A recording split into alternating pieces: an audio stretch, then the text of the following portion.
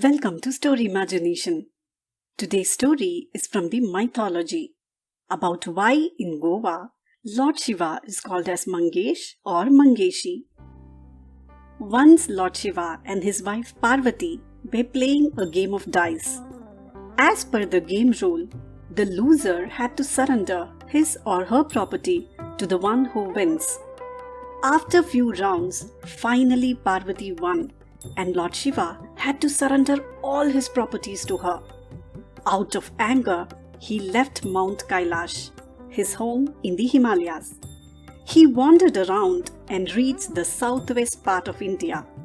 Dense forests, lined by endless beaches, made the place look beautiful and calm.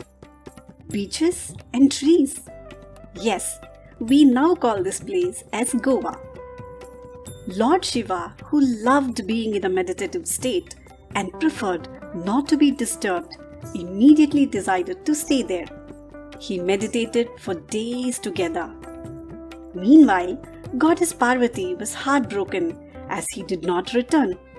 She decided to look for him. She finally reached the dense forest of Goa. Shiva saw her approaching from a distance and immediately took the form of a tiger to play a prank. Parvati was frightened at the sight of a tiger and shouted, "Trahi Mam Girisha," which meant, "Protect me, O Lord of the mountain." On hearing this, Lord Shiva appeared to her in his original form. He consoled the goddess and both returned to their abode happily. Since that day, Lord Shiva adopted the name Mam Girish, the last two words of Parvati's cry.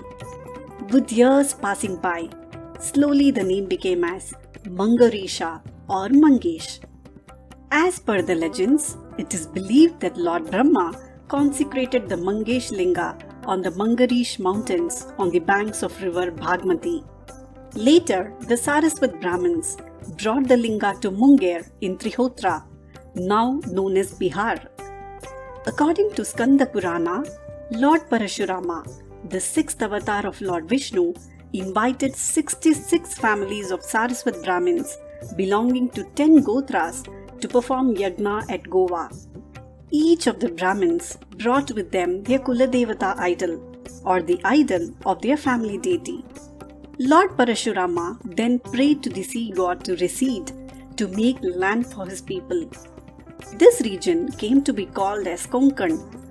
Kun meaning corner and Kana meaning a part of the earth. Lord Parashurama donated the villages from the land to the Saraswats, and each of them installed their Kuladevata in their respective village. Those who worshipped Lord Mangesh installed the Linga at Mormugava on the banks of Zuari River, but soon fell prey to Portugal invasions. To save the temple from being demolished by the Portuguese, the Brahmins secretly kept the Linga in a temple priest's house.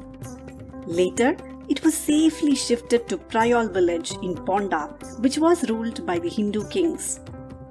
Ramachandra Suktankar, a notable general of the Maratha court, revived the Lingam and convinced Raja Sonda to donate the land for constructing the temple.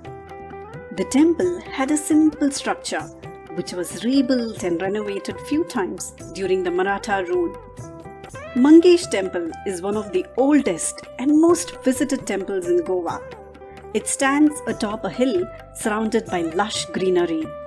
The temple, constructed in Goan style of architecture, consists of a sacred pond, which is believed to be the oldest part of the temple complex. At the entrance is a 7-storied Deepastamba or the light tower, which is lighted in the evenings. The main temple is presently painted with shades of light and dark blue combined with white and golden colors. Probably the blue shades, which is usually not seen in Hindu temples, is used here to denote Lord Shiva's color.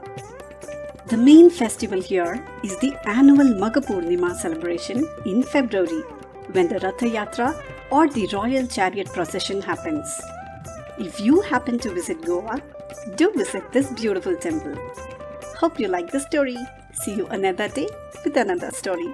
Stay safe and stay happy. Jai Shankar.